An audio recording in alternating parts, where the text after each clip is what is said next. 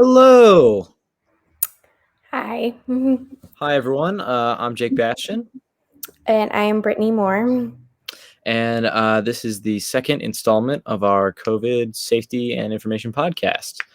Here, we're going to be giving you, just the latest news and information relevant to COVID in terms of vaccines and guidelines and everything for this tough time in order to make it as easy as possible.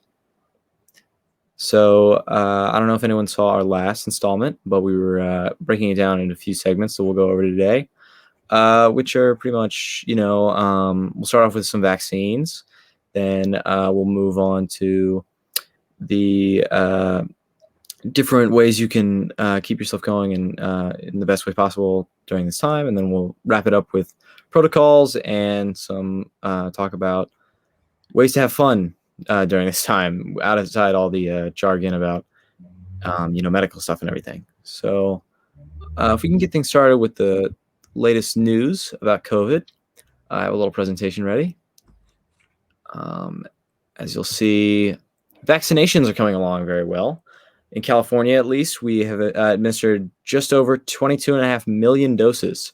38% of Californians have received at least one dose, and I think just over 25% have received both doses, which is a great sign. I know they've been saying that they need around 85% in a community in order for the pandemic to be officially declared over and for us to be able to return completely back to normal. But this is great progress and a lot quicker ahead of schedule than I know a lot of officials were saying. I know Biden was saying that we were going to be somewhere around these figures at the end of May. So to be here so quick is very exciting.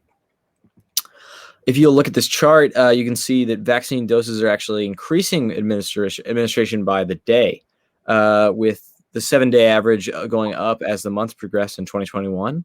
Part of that being more readily available doses, and part of that being the fact that more and more people are becoming eligible by the weeks. Here in this map of California, you can see that different counties are doing well differently, depending on their governments. I mean, for all you down in San Mateo County and up in the Bay Area, you can see that it's quite dark. That correlates with a much higher percentage of fully vaccinated, upwards of 37%, which is almost halfway. So that's very exciting. And at the same time, with all this vaccination, you can see that COVID cases are going down. If you look at the peak we kind of had in this second wave during the winter season, that's starting to go away. And I know some people are warning about a fourth wave, but as for the time being, it's looking promising. Now to talk a little bit about eligibility of the vaccine. Brittany? Okay, well, currently, before it was like 50 or older, and now if you're between the ages of 16 and 49 and you have serious health problems or you're experiencing homelessness, you are now eligible to get the vaccine. And you're also, depending on like what field you work in, like healthcare, food, education, childcare, or emergency services, you're able to kind of, schedule an appointment.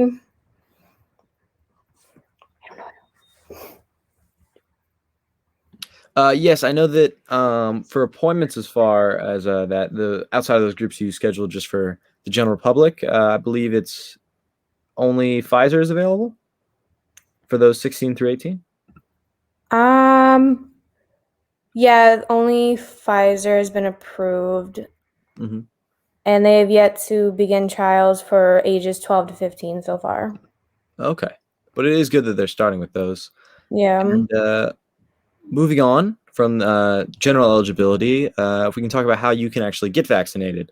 So it's the same system that we've been using for California this entire process, with the use of MyTurn, volunteer.cala.gov, in which you can sign up both on that website and their affiliate website, which I think has a shorter URL using just myturn.california. It's very simple. You don't need to have any sort of extensive paperwork, no 2 forms of ID or anything. I myself got vaccinated recently, and all I had to bring was a driver's license just to confirm that my appointment was under my name. And, you just fill out the general information, first name, last name, your address. They've been using email and text for notifications based on your appointments, because I know with 2 of the 3 general vaccine types, you need a second appointment. So a big part of their process has been scheduling those second appointments. I know, for example, my grandparents had a lot of difficulty over in Delaware getting their second appointment. So it's nice that this is more of an automated system, which is very helpful. I spoke a little bit about the different types of vaccines. So there's 3 generally available vaccine types right now. There's Pfizer, Moderna, and Johnson & Johnson. The first 2, which I have shown in this graphic, are pretty similar. They're 2 doses, mRNA vaccines, and they've been shown to be up to 95% effective. Both of them need to be stored pretty in chilled containers, although Moderna is slightly easier to store. And they pretty much act the same. I know some people have been saying that there are more severe side effects for the Moderna vaccine, but in general, they've just been kind of light side effects that are, once again, not as bad as the actual virus itself. Pfizer, you get in one dose the first time, and then a second dose 21 days later. It's been approved for everyone the ages 16 and up. And like Brittany mentioned, they are currently in trials for ages 12 to 15. I think they were also the first to be approved by the FDA. So that's also a big help in moving their eligibility along. Moderna is also 2 shots. Again, it's only 18 and up, but it is broken up by 28 days for your shot. Some people have been saying that they have had worse side effects with Moderna, but again, not as bad compared to the virus itself.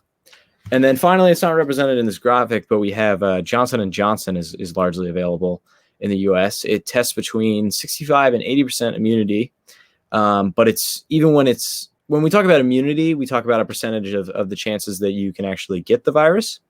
And even when you cannot get the virus, a lot of times you're asymptomatic. So Johnson & Johnson is special in the fact that it is incredibly effective at countering symptoms. So even if you get that 35 to 20% chance of getting the virus, you will not have symptoms in most cases. And it's only 1 shot, which is very helpful. Wrapping up. Oh, there's I mentioned it previously. I had the opportunity to get my vaccine about a week ago. And again, it was very, very convenient. I just walked in, had to wait in a short line, got my shot, and then they have you wait for 10 to 15 minutes just for observation. Side effects of a drastic nature are very, very rare, but it's better safe than sorry. I love how it's like everyone wants to get their vaccine. They're all just taking pictures like it's trying to like compare it to something. Because I remember all my vaccinations, I never once took a picture like this, but now I'm like high-key excited to get mine and take a picture. I think everyone's just so relieved to be done. I know I saw there was a woman crying at mine. I think just so relieved to be over. There was another person who had family waiting with posters or something. Everyone goes a little nuts just getting. I think everyone's very excited to be nearing the end of this pandemic. I've been more than ready since it started. Now we're going to take a short break. I think Brittany wants to begin a little segment about mental health. Okay, so I know it can be very easy to get discouraged during the pandemic, and we're about 13 months into that. And it has essentially become the new normal. And it's like literally so weird to think that like a year and a half ago, like, oh, I was doing this without a mask on. And now it's like, to me, that's weird. Like I was really like walking around without a mask on. And now it's just like, that's all we do. We're all like paranoid and everything. And it's important that we do see the light at the end of the tunnel and we don't lose what we have currently. And we want to power through these last few months instead of kind of having another like spike in cases. I know that I think it was like I was reading one time, and I know this has like nothing to do with it, but it just makes me randomly think of it. It was like the Spanish flu pandemic in 1918.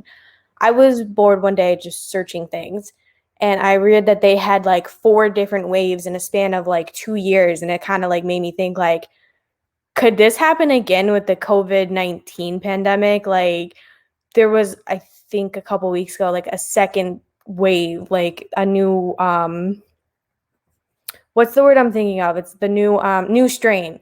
So I'm just like, what if this is like happening again? Like this all happened 100 years ago and now it's happening again. So it's something that you kind of need to be mindful of. Everyone is very tired of having to wear the masks and the social distancing, but it's definitely imperative that you take care of yourself at the end of the day. Oh, definitely. Yeah, I know. Yeah, some people are worried about the new strains, especially because at first they weren't sure if the vaccines cover all the new strains, because there's questions of, I know it covers the main one, but the other ones. And correct me if I'm wrong, I believe they just did a report that showed that they do think that the vaccine covers the new strains, which is helpful. I But I think mean, yeah, sorry, I don't mean to cut you off. I remember hearing on the news one time, or watching either the news or a video on Facebook. It was like a doctor was talking about the vaccine and how it should, I can't think of the word. They were basically saying that like the vaccine should also work for the new strain because they did something to the vaccine to make just in case this would happen or something like that. But it's very like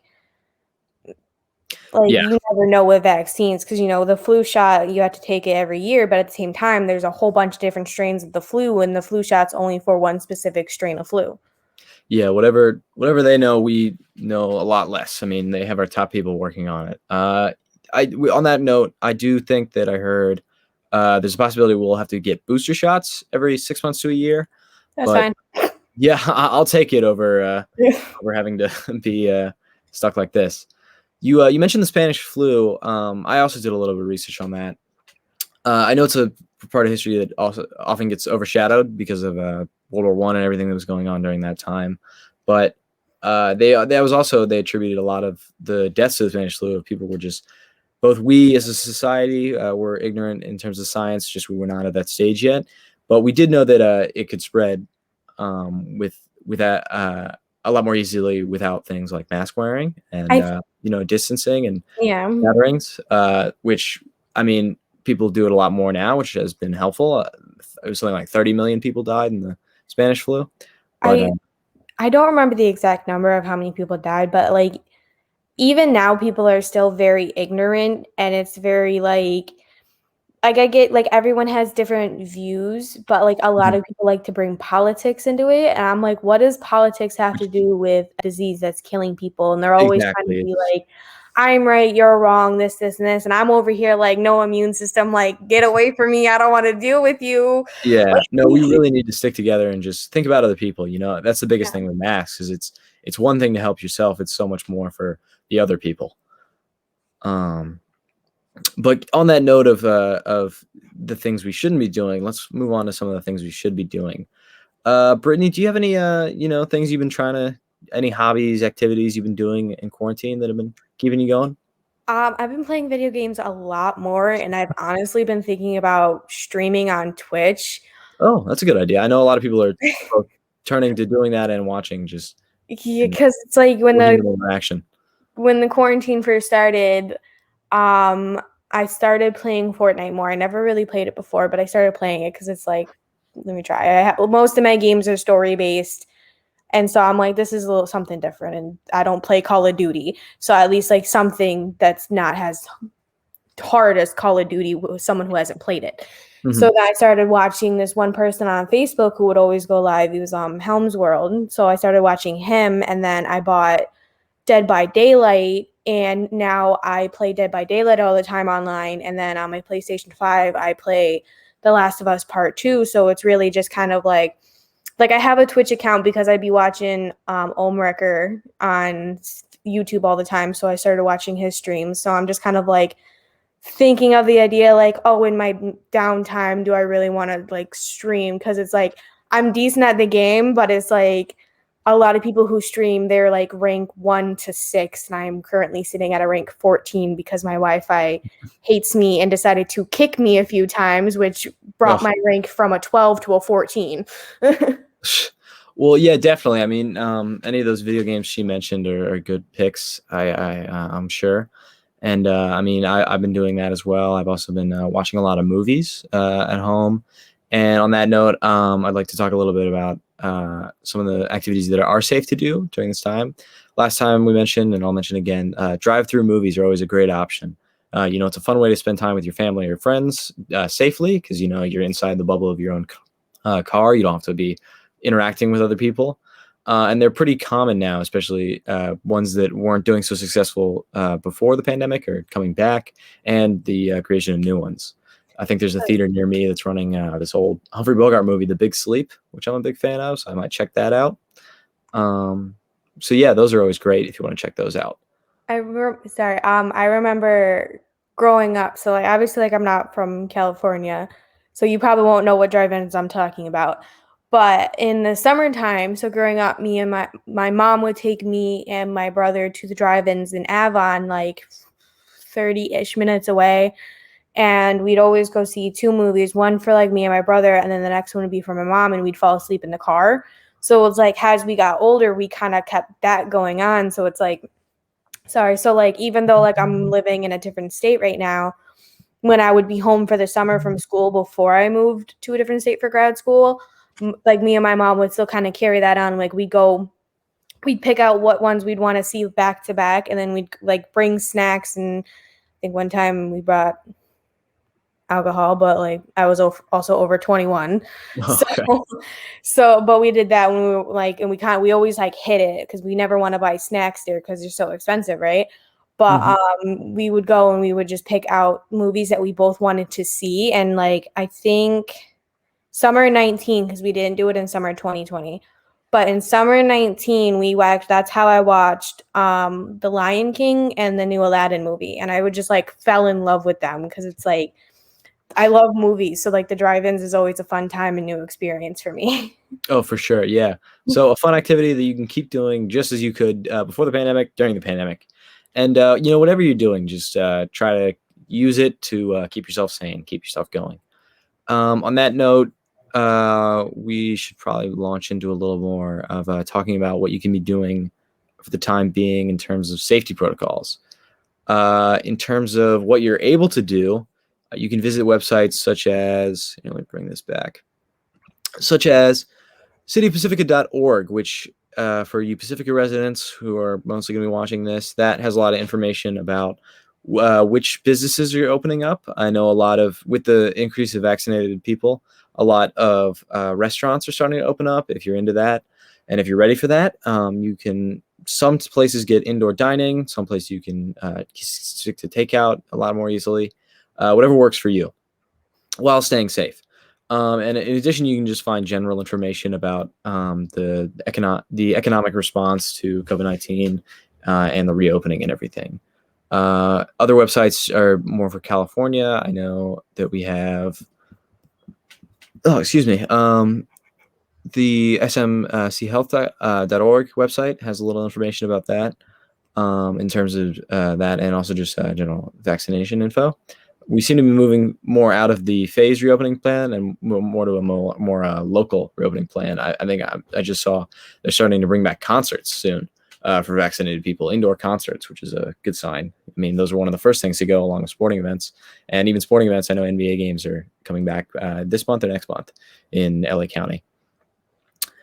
But while we're still in this, there are a lot of things you can be doing to help yourself and protect others. It's the same we've been doing the past 13 months.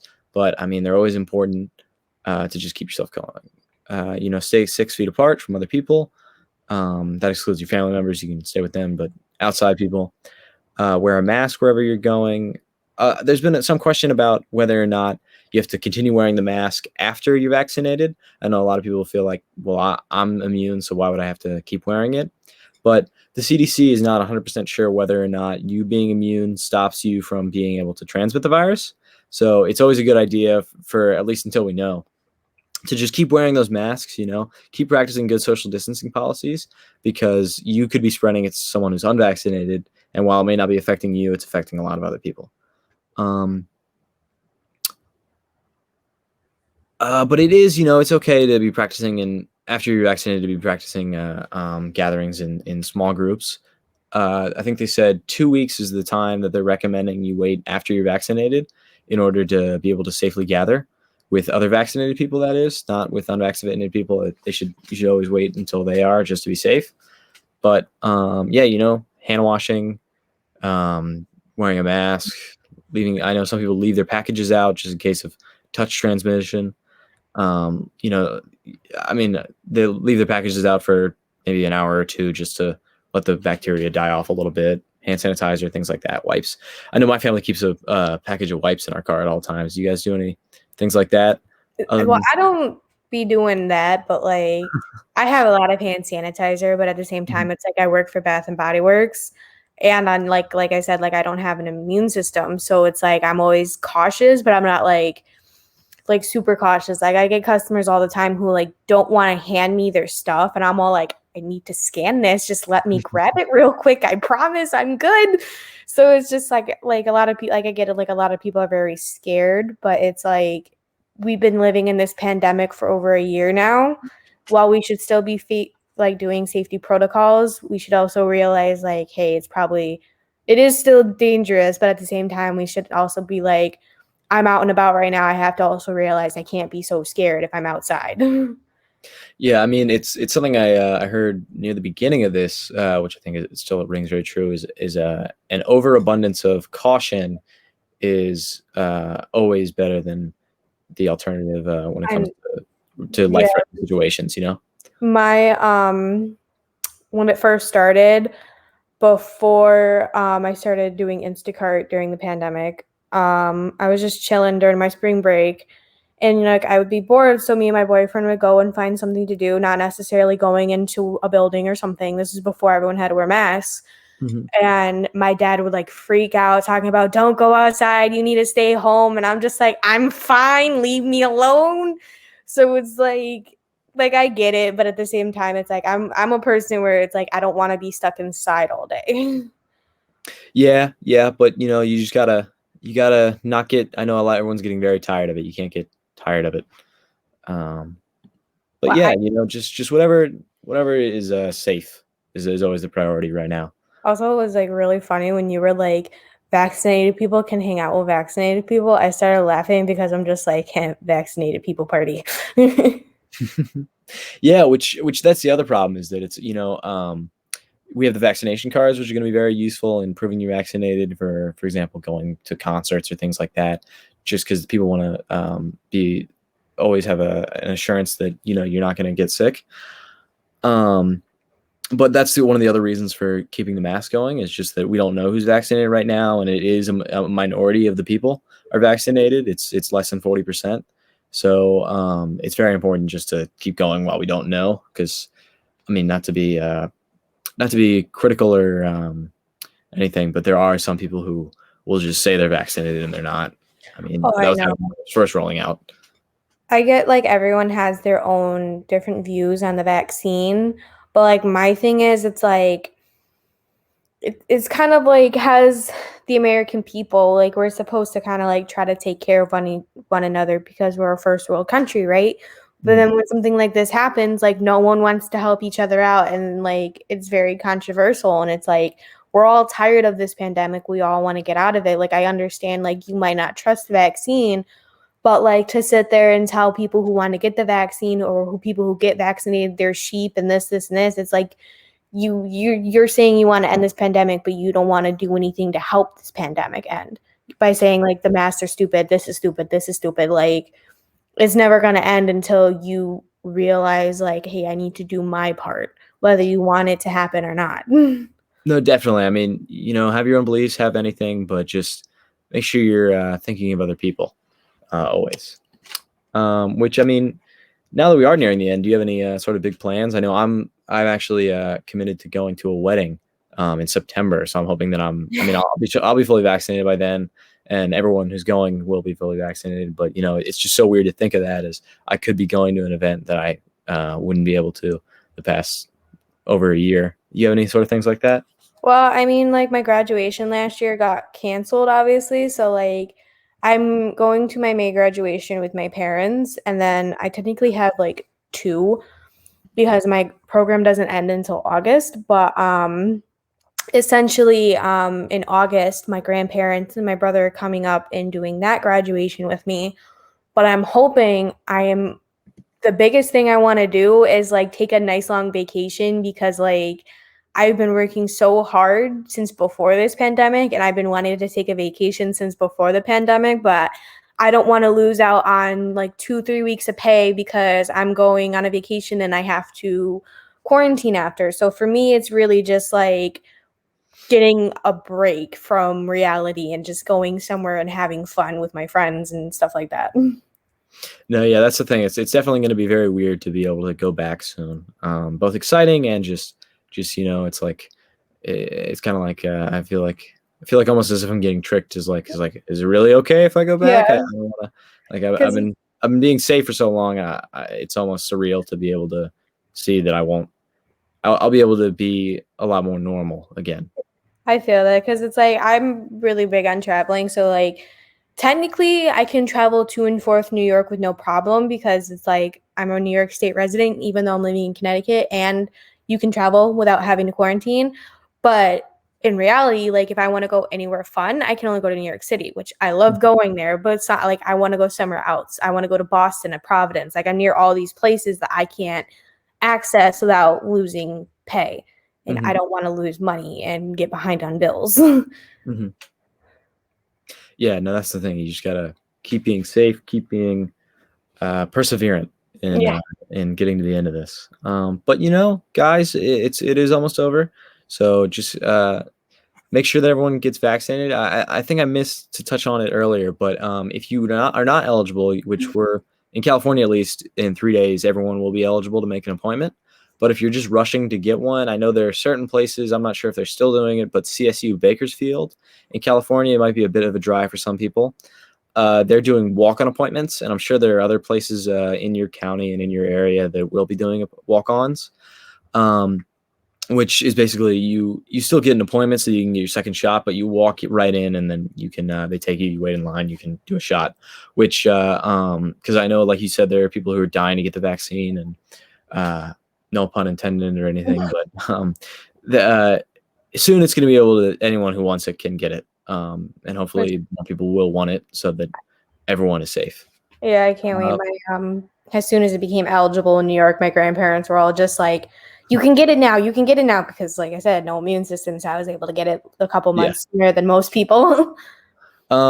Yeah, so yeah, I mean, it's looking good. We're coming to the end of our podcast now, but I just wanted to say thank you guys for watching. I hope this information has helped out a lot. I'm Jake. This has been the COVID Information and Safety Podcast, and Brittany. And I'm Brittany. Don't know what else to say. I honestly don't know. All right, thank you guys. Bye.